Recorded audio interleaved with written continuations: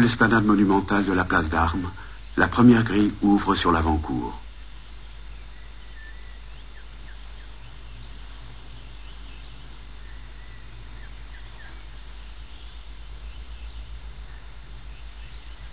Chez les ministres, une foule de solliciteurs se presse venus de tout le royaume, car on vient aussi à Versailles pour faire avancer ses affaires.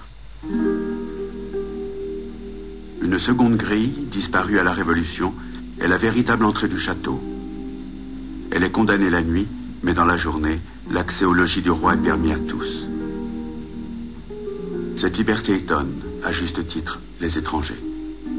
Les gardes de la porte se bornent à interdire les armes à feu, à contrôler les carrosses autorisés à se ranger dans la cour royale, à veiller à ce que chacun soit correctement vêtu. D'ailleurs, tout est prévu.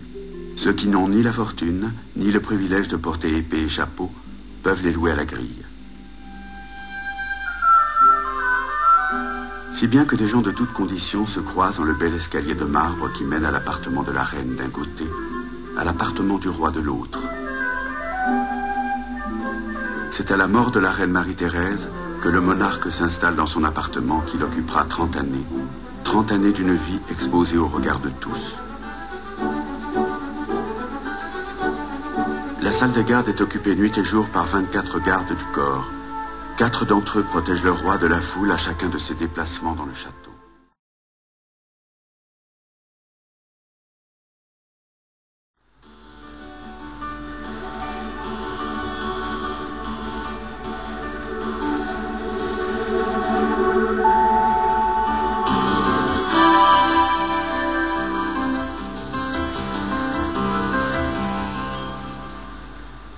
Il faut bien penser que le château de Levaux est en quelque sorte une sorte de miroir des jardins.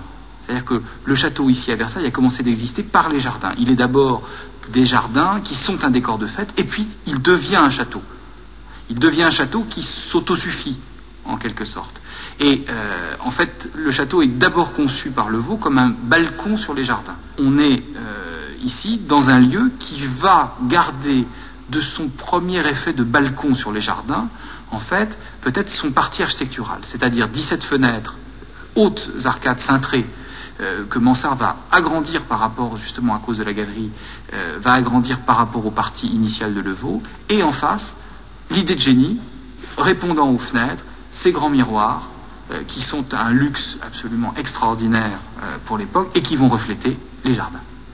Et donc on a, là, en fait, on fait rentrer, finalement, l'extérieur à l'intérieur, grâce au jeu subtil des reflets. Et c'est ça qui va fasciner, je crois, qui va faire tout ça.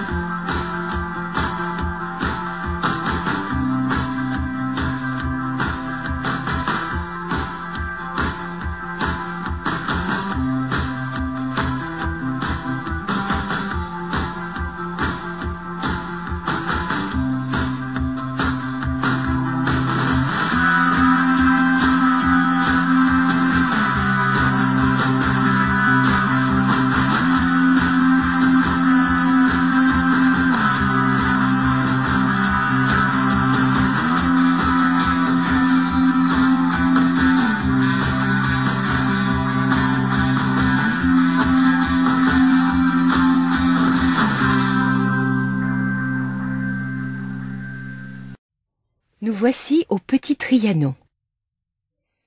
J'ai tout de suite aimé ce petit château, dès mon arrivée d'Autriche.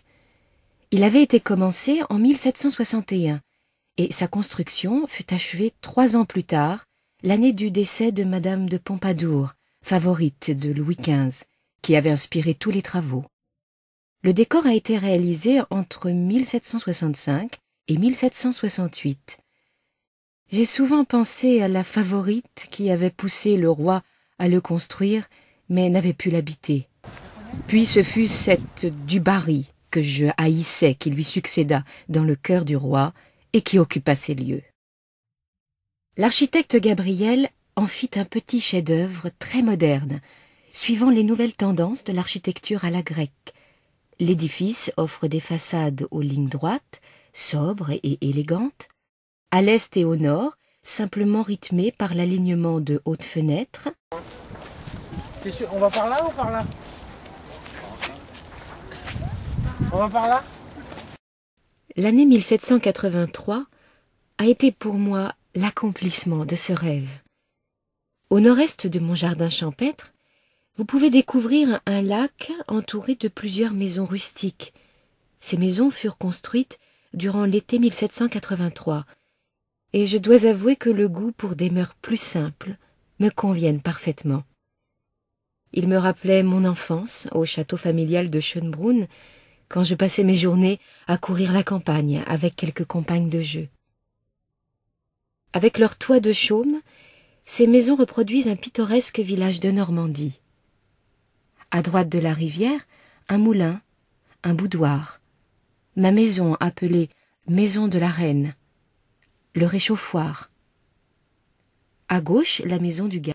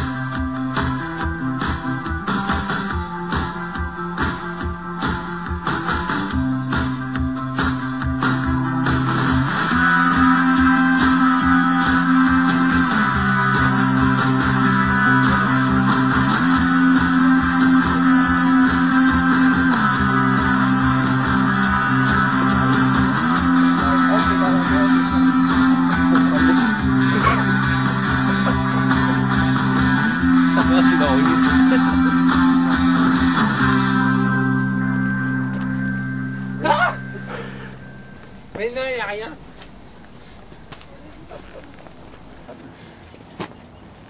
Dove porto Caligù. Buongiorno, come stai? Molto bene?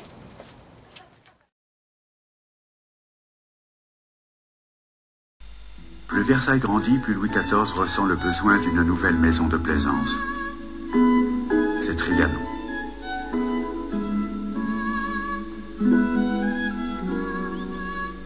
Il y invite sa famille. Son fils, Monseigneur, Il vient souvent ainsi que les nombreux enfants qu'il a eus de ses maîtresses. Madame de Maintenon, qu'il a épousée secrètement, les y rejoint. Elle relate qu'un été de 1689, le parfum des fleurs était si violent que l'on dut fuir Trianon dans les gens défaillés.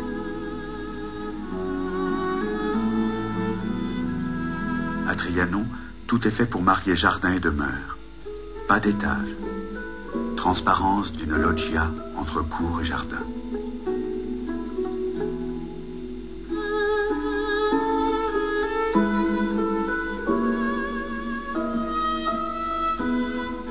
Transparence à l'intérieur par de grandes baies vitrées. Les jardins sont visibles de partout. La nature triomphe au dehors comme au dedans. C'est le palais de Flore.